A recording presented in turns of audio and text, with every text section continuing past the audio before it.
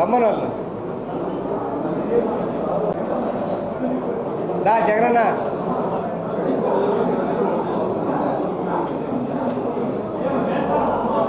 ఎలాంటిరా రా వెనకాల కూర్చున్నాడు.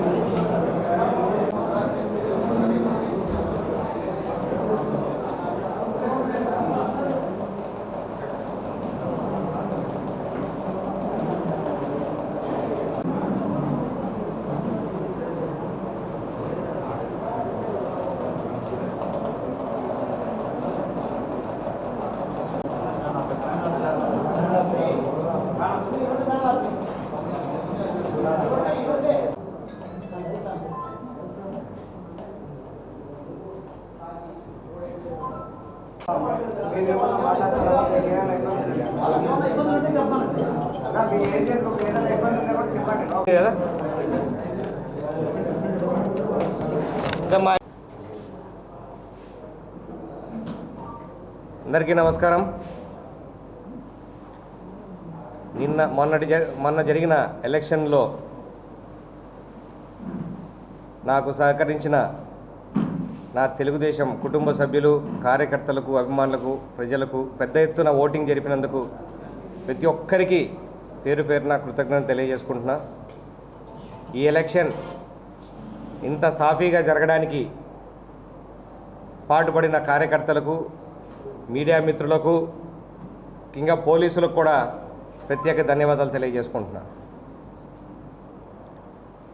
ఎలక్షన్ జరిగింది, మార్పు కోరుకున్నారు జనాలు, మార్పు కోరుకున్నారు కాబట్టి పర్సంటేజ్ కూడా పెరిగింది, ఓటింగ్ శాతం కూడా పెరిగింది. తప్పకుండా తెలుగుదేశం విజయం సాధిస్తుందని చెప్పి తెలియజేసుకుంటా ఉన్నా. ఈ పోరాటంలో చాలామంది మాకు సహకరించినారు. చాలామంది ఎక్కువ శాతం అనుకోని విధంగా యువత కానీ, ఆడవాళ్ళు కానీ ఎక్కువ శాతం తెలుగుదేశానికి సహకరించారని చెప్పి నేను అనుకుంటా ఉన్నా. వాళ్ళందరి నమ్మకాన్ని మమ్ము చేయకుండా ముందు తెలుగుదేశం ప్రభుత్వం వచ్చినందుకు వాళ్ళందరూ సేవ చేస్తానని చెప్పి తెలియజేసుకుంటున్నాను. ముఖ్యంగా ఈరోజు మీ ముందుకు ఇంకో విషయానికి వచ్చాము. తెలుగుదేశంలో ఉంటూ పార్టీ ఆదేశాలకు అనుగుణంగా లేకుండా పార్టీకి వ్యతిరేకంగా చేసిన వాళ్ళ మీద కూడా ఉపేక్షించేది లేదు. పార్టీ కూడా గట్టిగా చెప్పింది. పార్టీలో ఉండి పార్టీకి అన్యాయం చేసే వాళ్ళని ఎవరినైనా సహించేది లేదని చెప్పి ఉన్నారు. నిన్న కూడా మా జిల్లా అధ్యక్షుడు శ్రీనివాస్ రెడ్డి గారు కూడా ఈ మాట మీద చెప్పారు. ఆయన చెప్పిన మాటల్లోనే పార్టీకి అన్యాయం చేసిన వాళ్ళని ఎవరిని కూడా పార్టీలో ఉపేక్షించేది లేదని చెప్పారు. మా కాన్స్టిట్యున్సీలో కూడా కొన్ని అలాంటి పొరపాట్లు జరిగాయి. ముఖ్యంగా కోవటం గ్రామంలో మా పార్టీలో మొన్నటిదాకా వేరే కాన్స్టిట్యున్సీకి ఇన్ఛార్జిగా ఉన్న ఆయన కూడా వాళ్ళ నాన్న ఇద్దరు తెలుగుదేశంకి ఓట్లు వేయొద్దు అని బూతుల దగ్గర బయట కూర్చొని ప్రతి ఒక్కరిని భయపెడుతూ వచ్చే ఓటర్లందరినీ కూడా నువ్వు ఫ్యాన్కి వేస్తే ఓటుకు పో, లేకుంటే బయటికి పో అని చెప్పి సైకిల్ గుర్తుకు మనకు ఖచ్చితంగా వేస్తారని తెలిసిన వాళ్ళందరినీ ఓటుకు కూడా రాకుండా చేసిన పరిస్థితి. ఆ పరిస్థితిని మేము అధిష్టాన దృష్టికి తీసుకెళ్ళాము. మా అధ్యక్షుని కూడా చెప్పాము, మా జిల్లా అధ్యక్షునికి. వాళ్ళందరి మీద కఠిన చర్యలు తీసుకుంటుంది పార్టీ అని చెప్పి ఆశిస్తూ ఉన్నాం. ఎక్కడెక్కడ లేని వాళ్ళు, ఎవరెవరో సంబంధం లేని, పార్టీకి సంబంధం లేని వాళ్ళు కూడా ఈ అరాచక పాలన అంతం కావాలని చెప్పేసి తెలుగుదేశం గెలవాలని చెప్పి సహకరిస్తున్న తరుణంలో సొంత పార్టీలో ఉండి ఇలా చేయడం చాలా బాధాకరం. అయినా కూడా మా కార్యకర్తలు ముఖ్యంగా కోవటం గ్రామంలో వాళ్ళ భయాందోళనకు తట్టుకొని గట్టిగా కూర్చున్న మా ఏజెంట్లందరికీ కూడా ధన్యవాదాలు మళ్ళీ తెలియజేసుకున్నాను. ఎందుకనంటే 40 ఏండ్లుగా అక్కడ వేరే వాళ్ళు ఏజెంట్లకు కూర్చునేది లేదు. ఎవరున్నా ఆ కుటుంబం నుంచే కూర్చోవాలి. అంత దయనీయమైన పరిస్థితి.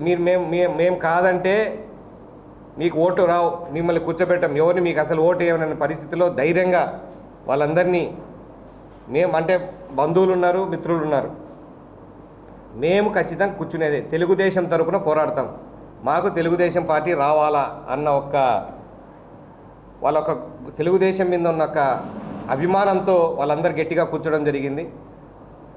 వాళ్ళు భయపెట్టిన బూతుల్లోకి పోయి మీ కూనీలు జరుగుతాయి, ముందు భయపెట్టింది వేరు, బూతులో కూర్చున్న తర్వాత భయపెట్టడం వేరు. బూతులో కూర్చున్న తర్వాత కూడా మీరు ఊరికి దాటి ఎట్లా పోతారు, ఇది జరుగుతాయని భయపెట్టిన పరిస్థితి. బాధాకరం ఏంటంటే మన పార్టీలో ఉన్న వాళ్ళే ఆ మాటలు అనడం ఇంకా బాధాకరం.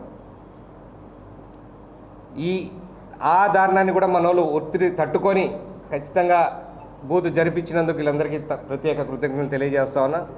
ఒకసారి ఇలా జరిగితే ఇక ఈ ప్రజాస్వామ్యంలో ప్రతిసారి కూడా ఏ బూత్ అయినా కూడా ఖచ్చితంగా ఫ్రీ పోలింగ్ జరగాలనేది మా ఆశ. దానికి సహకరించిన ఎస్పీ గారికి, పోలీస్ సిబ్బందికి మరి ప్రత్యేక ధన్యవాదాలు.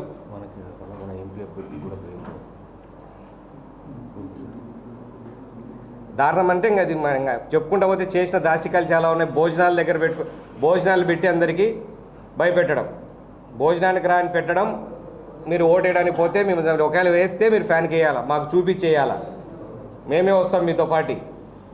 అంటే ఇంకా ఆ కాలం దాటి రాలేదు వీళ్ళు, ఇంకా ముందుకు పోవాలని ఆలోచన లేదు. ఎంతసేపు ఉన్నా మేము ఉండాలని.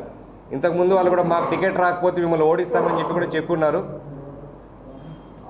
వాళ్ళని నమ్మకుండా మేము ఈరోజు ఏజెంట్లో పెట్టుకోవడం మాకు చాలా మంచిదైంది. జనాలు కూడా వాళ్ళని నమ్మే పరిస్థితి లేదు, వాళ్ళకు భయపడే పరిస్థితి లేదని చెప్పి పోలింగ్ కూడా 75% పోలింగ్ జరిగింది. కూటమిలో కూడా ఫ్రీ పోలింగ్లో మీరు పోలింగ్కి రారు అని చెప్పినారు, కానీ ఏజెంట్లకు కూర్చోబెడితే ఊర్లో లేనోళ్ళు తప్ప ఊర్లో ఉన్న వాళ్ళందరూ 95% పైన, ఊర్లో ఉన్న వాళ్ళలో 95% పైన పోలింగ్ జరిగింది. 75% పోలింగ్ జరిగింది అక్కడ.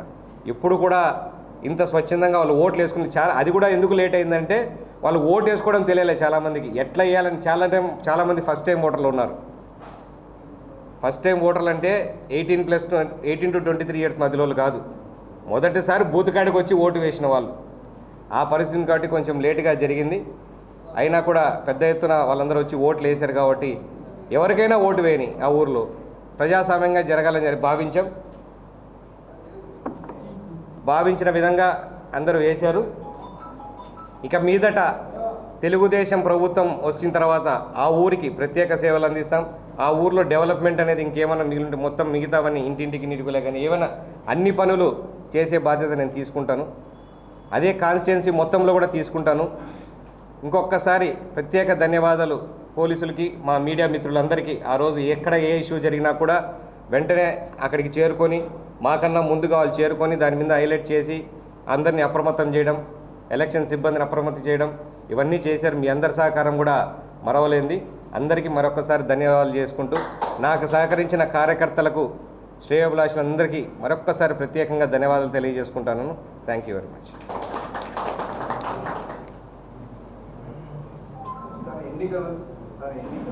చెప్పండి. ఎన్నికలు జరిగే 1 గంట ముందు కోగటం గ్రామానికి తెలుగుదేశం పార్టీ ఏజెంట్లు వెళ్తుంటే కొంతమంది వైసీపీ నేతలు కోగటం గ్రామంలో దాడి చేసి తరిమారు.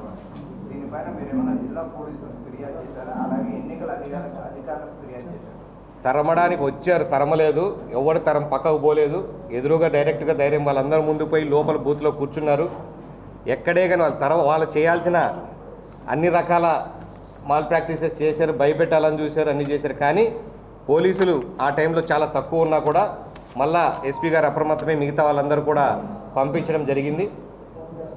ఎవరూ లేనప్పుడు కూడా ఖచ్చితంగా అందరూ ధైర్యంగా బూతులో పోయి ఎవరన్నా రానిలే, ఎంత గలాట్లన్నా జరగలే, మేము కూర్చుంటామని చెప్పి అందరు పోయి కూర్చోవడం జరిగింది. కాబట్టి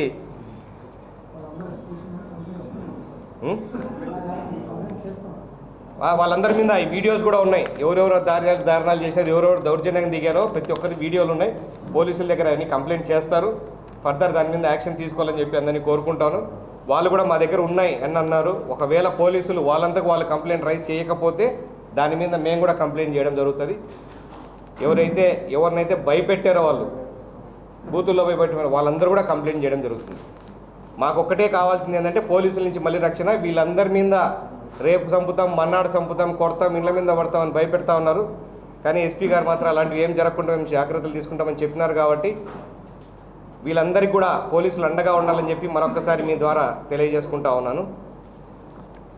ఇవన్నీ ఇంత బాగా జరిగిందనంటే మీరు కూటమి అడిగారు కదా, మేము చెప్పిన వెంటనే మా పార్టీ అధ్యక్షుల వారు కానీ వితిన్ సెకండ్స్ రెస్పాండ్ అయ్యి మా యువ నాయకుడు లోకేష్ గారు 5 నిమిషాలు 10 నిమిషాల్లో ఎస్పీ గారితో మాట్లాడి వాళ్ళందరి నుంచి ఫోర్సెస్ పంపించడానికి చాలా అంటే పార్టీ నుంచి మాకు 100% సపోర్ట్.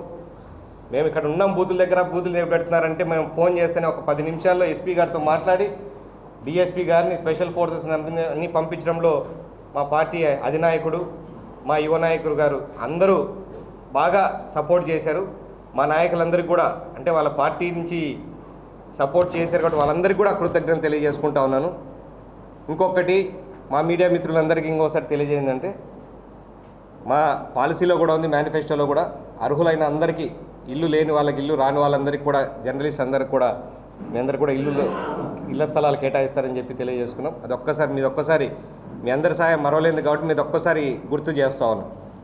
పోలింగ్ ముగిసి 48 గంటలు అవుతుంది. రాష్ట్రంలో అల్లర్లు జరుగుతున్నాయి. ఈ అల్లర్లలో పోలీసుల పాత్ర కీలకము. మొత్తం వన్ సైడ్ అంటే ఎన్డీఏ కూటమికి పోలీసులు సపోర్ట్ చేశారని పోలీసులు ఎన్డీఏ కూటమికి చేశారని నేను అన్నాను, కానీ మా దగ్గర అయితే అలాంటిది ఏం లేదు, ఎవరికి సపోర్ట్ చేసింది ఏం లేదు. న్యూట్రల్గా ఎక్కడ ఇష్యూస్ ఉన్నాయి ఇష్యూ బేస్డ్ పాలసీ తీసుకొని అక్కడ చేయడం జరిగింది. నిష్పక్షపాతంగా జరిపించారు, అదొక్కటే చెప్పగలం. ఎందుకంటే మీకు ఎక్కడెక్కడ ఇబ్బందులు ఉన్నాయని మమ్మల్ని ముందే అడిగి మనం ఎక్కడైనా కంప్లైంట్ చేసిన బూతుల దగ్గర అడిషనల్ ఫోర్సెస్ పెట్టున్నారు, వాళ్ళు ఎక్కడైనా కంప్లైంట్ చేసిన దగ్గర కూడా అడిషనల్ ఫోర్సెస్ పెట్టుకున్నారు. క్రిటికల్ బూతులు 2 పార్టీల తరఫున ఎక్కడే కూడా వాళ్ళకి చేశాడు వీళ్ళకి చేశాడని లేదు, వాళ్ళ సైడ్ నుంచి కూడా కామెంట్ వచ్చే పరిస్థితి లేదు. మా కాన్స్టిట్యున్సీ వరకు ఖచ్చితంగా నీట్గా జరిపించారు. రాష్ట్రమంతా కూడా ఓడిపోతామన్న భయంతో పోలీసులు ఆ పక్క చేశారు, ఈ పక్క ఏదో ఒక రీజన్ చెప్పుకోవాలి కదా వాళ్ళు. ఆ రీజన్ చెప్పుకోవడంలో వాళ్ళ మీద వేస్తున్నారు, కానీ నెపం వాళ్ళ మీద నెడుతున్నారు తప్పితే వాళ్ళు చేసిన అన్యాయం వల్ల ఓడిపోతున్నారని ఒప్పుకోలేరు కదా, కాబట్టి అది చెప్తా ఉన్నారు అంతే. ఎన్నికలు జరిగి 2 రోజులు గడుస్తున్నప్పటికీ కడప జిల్లా 7 నియోజకవర్గాల్లో టీడీపీ నేతలకు సపోర్ట్ చేసిన ఏజెంట్లు కావచ్చు, ఓటర్లు కావచ్చు, వాళ్ళను వైసీపీ నేతలు బెదిరిస్తున్నారు ఇళ్ల దగ్గరికి వెళ్ళని, అలా ఏమన్నా మీ నియోజకవర్గాల్లో జరిగిందా? ఫోన్ల ద్వారా బెదిరిస్తున్నారు. ఇంకా ఉంది ఇంకా 2 రోజులు ఉండండి, ఈ రోజు ఉండండి అంటే ఇళ్ళ దగ్గర భయపడకండి. కాకపోతే ఏమవుతుందంటే తెలుగుదేశం కార్యకర్తలు ఒక ధైర్యంతో పోతా ఉన్నారు. ఇంకా చేసి ఇంతకన్నా ఏం చేస్తారు మీరు రండి ముందుకు అని చెప్పి ముందుకు పోతున్నారు. ఎవరు భయపడే పరిస్థితి అయితే లేదు, రేపు కూడా భయపడరు. కానీ జాగ్రత్తలు తీసుకుంటున్నాం. మేము పోలీసులు కూడా కంప్లైంట్ చేయడం జరిగింది, ఇలా భయపెడుతున్నారని చెప్పి. లేదు మేము యాక్షన్ తీసుకుంటామని చెప్పి కూడా వాళ్ళు తగిన భద్రత ఇస్తామని కూడా చెప్పారు. కాబట్టి కొంచెం ధైర్యంగానే ఉన్నారు అందరూ. గడిచిన 5 సంవత్సరాల్లో తెలుగుదేశం పార్టీని నమ్ముకొని కార్యకర్తలపైన తప్పుడు కేసులు పెట్టి వేధింపులకు గురి చేశారు. అయితే ఒకవేళ మీరు కమలాపురం నియోజకవర్గంలో తెలుగుదేశం పార్టీ ద్వారా గెలిస్తే వాళ్ళకి ఎటువంటి హామీ ఇస్తారు? తప్పుడు కేసులు పెట్టిన వాళ్ళందరికీ కూడా దాని మీద సరైన విచారణ స్టేజ్లో విచారణ జరిపి ఖచ్చితంగా కేసులు లేకుండా ఉండే ప్రయత్నం చేస్తాం. లేకుంటే కోర్టులలో ఒకవేళ పూర్తిగా ఉండి విచారణ స్టేజ్ దాటిపోయి కోర్టులలో ఉంటే కూడా వాళ్ళకు పూర్తిగా సహకారం అందించి న్యాయం పక్కన నిలబెట్టించి మనం వాళ్ళందరి కోసం కొట్లాడతామని చెప్పి తెలియజేస్తా ఉన్నాం. ప్రతి ఒక్కరికి న్యాయం జరిగేలా చూస్తాం. ఎవరినే కానీ ఒక్కరిని కూడా ఇబ్బంది పడిన వాళ్ళు వదిలిపెట్టాం. ప్రతి ఒక్కరికి న్యాయం జరిగేటట్టు చూస్తాం, అన్ని విధాలుగా న్యాయం జరిగేటట్టు చూస్తాం. ఒకవేళ ఇన్ కేసు మీకు అక్కడ మెజారిటీ ఓట్లు వచ్చాయనుకోండి, వాళ్ళు విరుచుకుపడతారు కదా, అలాంటప్పుడు భవిష్యత్తులో వాళ్ళకు ఎలాంటి భరోసా? విరుచుకుపడే పరిస్థితి అదే చెప్తున్నాను కదా, ఖచ్చితంగా వాళ్ళ ఆలోచనలన్నీ అవే. విరుచుపడటం కాదు, మేము చంపుతామని కూడా డైరెక్ట్గా చెప్తున్నారు. విరుచుకుపడ్డామని మీరు చిన్న మాట మాట్లాడుతున్నారు, మేము కూనీలు చేస్తాము అని డైరెక్ట్గా మాట్లాడుతున్నారు. ఇంతకుముందు కూనీ చేసినాం, ఏదో వాళ్ళకు ఉంది. ఇంతకుముందు 2009లో ఒక ఏజెంట్ నిలబెట్టి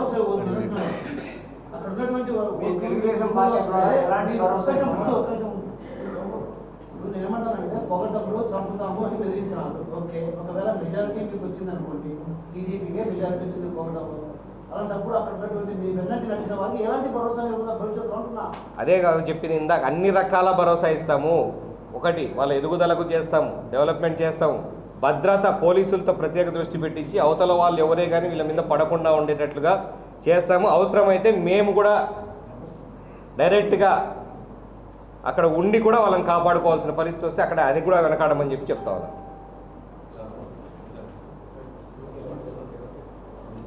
ఇంకేమన్నా